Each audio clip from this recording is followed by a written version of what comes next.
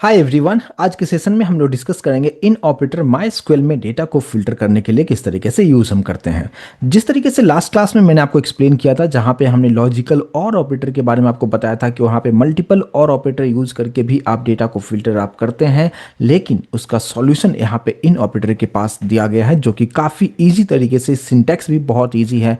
और अगर आप दोनों में कंपैरिजन करना चाहेंगे, यहाँ पे अगर आप देखेंगे कि जिस तरीके से हमने मल्टीपल और लिख के किस तरीके से डेटा को फेच करते थे, अगर आप यहाँ पे देखते हैं कि हमने यूज़ किया था सेलेक्ट स्टार फ्रॉम एम्प्लॉय का नाम और फिर where city equals to Pune, Mumbai और दिल्ली, इस तरीके से लिखा था। तो बार बार आपको सिटी लिखना होता था, बार बार आप यहाँ पे और लिखा करते थे, और फिर इस तरीके से ऐसा एम्प्लॉय जो पुणे में रहते हों या जो मुंबई में रहते हों या दिल्ली में रहते हो, उनका डेटा आपके सामने रेंडर होके आता था। लेकिन इन ऑपरेटर जो है आपके काम को बहुत ही आसान कर देता है। अगर आप यहाँ पे देखेंगे तो चीज़ों को सिर्फ एक लाइन में यहाँ पे कर दिया है, सेलेक्ट स्टार फ्रॉम टेबल का नाम एम्प्लॉय वेयर सिटी इन, बस एक बार सिटी लिखना है और इन यूज़ करना है, और ब्रैकेट के अंदर में जो जो एम्प्लॉय का जो सिटी है, कौन से सिटी का एम्प्लॉय का डेटा आपको चाहिए, बस वो चीज़ें आप यहाँ पे कॉमा से सेपरेट करते हुए यहाँ पे दे दीजिए, और प्रॉपर तरीके से सेम दोनों का ही आउटपुट आपको एग्जैक्टली सेम आपको देखने को मिलेगा। लेकिन सिंटैक्स वाइज अगर आप देखते हैं तो यहाँ पे आपका काम काफ़ी आसान हो जाता है। इसको प्रैक्टिकली हम किस तरीके से अचीव करेंगे, हम यूज़ कर रहे हैं माई वर्क बेंच, जहाँ पे हम लोग कोडिंग के थ्रू इस कंसेप्ट को प्रैक्टिकली करके हम देखते हैं। अभी हम आ चुके हैं माई स्कूल वर्क बेंच पे, जहाँ पे आप देख पाते हैं कि मैंने एक यही सेम जो टेबल है हमने यूज़ किया था लास्ट क्लास के लिए भी। और यहाँ पे हम डेटाबेस को जस्ट हम सेलेक्ट करेंगे और हमने एक टेबल क्रिएट किया हुआ जिसका नाम है एम्प्लॉय, जिसके अंदर हमने ID, name, age, gender, city and salary, हमने फील्ड्स को यहाँ पे ऐड किया था, और हमने यहाँ पे कुछ डेटा को भी हमने ऐड करके रखा है। और सभी डेटा को अगर आपको देखना हो तो सेलेक्ट स्टार फ्रॉम टेबल को आप यहाँ पे एग्जीक्यूट कराते हैं, और इसके बाद आपके सामने कुछ इस तरीके से डेटा आपके सामने रेंडर होता हुआ नजर आता है। लेकिन अब मुझे यहाँ पे कुछ डेटा को फिल्टर करना है यूजिंग इन, तो हम कैसे करते हैं। अब इस न्यू टैब में आपको जस्ट कमांड आपको यूज करना है, सेलेक्ट स्टार फ्रॉम टेबल का नाम जो कि है एम्प्लॉय, और यहाँ पे आपको लिखना है वेयर, और वेयर के बाद एज लिखना है, और उसके बाद आपको लिखना है इन। अब इन की अगर हम बात करें, अब यहाँ पे जस्ट हम ब्रैकेट में लिखते हुए अब यहाँ पे कौन कौन से एज वाले एम्प्लॉय का डेटा आप फेच करना चाहते हैं। फॉर एग्जांपल मैं चाहता हूँ यहाँ पे अगर आप देखते हैं कि 24, 28 और 31 ये तीनों डेटा हमें चाहिए, तो यहाँ पे जस्ट डायरेक्टली 24, 28 और 31 आप कॉमा से सेपरेट करते हुए यहाँ पे डायरेक्टली आप लिख सकते हैं। तो मैं यहाँ पे यूज़ करूँगा इनके अंदर में 24, 28, 31, बस यही तीन डेटा हमें चाहिए था। तो हमने ये तीन डेटा हमने यहाँ पे लिख दिया 24, 28 एंड 31। लास्ट में सेमीकोलन डाल दीजिए, और उसके बाद इसको आप यहाँ पे रन करके अगर आप देखते हैं तो आप देखिए तीनों डेटा प्रॉपर तरीके से यहाँ पे रेंडर होता हुआ आपको दिखता है।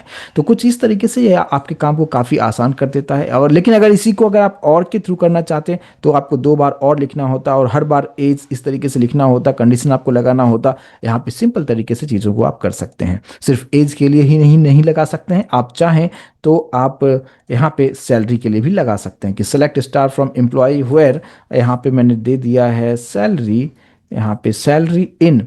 अब कौन कौन से सैलरी वाले डेटा को आप फेच करना चाहते हैं, तो फॉर एग्जांपल मैं चाहता हूँ जिसका सैलरी 30,000 हो और जिसका 25,000 हो, तो कुछ इस तरीके से मैंने लिख दिया। तो यहाँ पे जो है आप लिख सकते हैं 30,000 कॉमा हमने दे दिया 25,000, और इस तरीके से जितना भी चाहिए आप कॉमा देते हुए आप यहाँ पे आप यूज़ कर सकते हैं। इसको सेलेक्ट करते हैं, इसको रन करके आप देखिए, अब आप देख सकते हैं कि 25,000 एंड 30,000 दोनों को वाला ही सैलरी जो है आपके सामने यहाँ पे परसेंट आपको करके दिखाता है।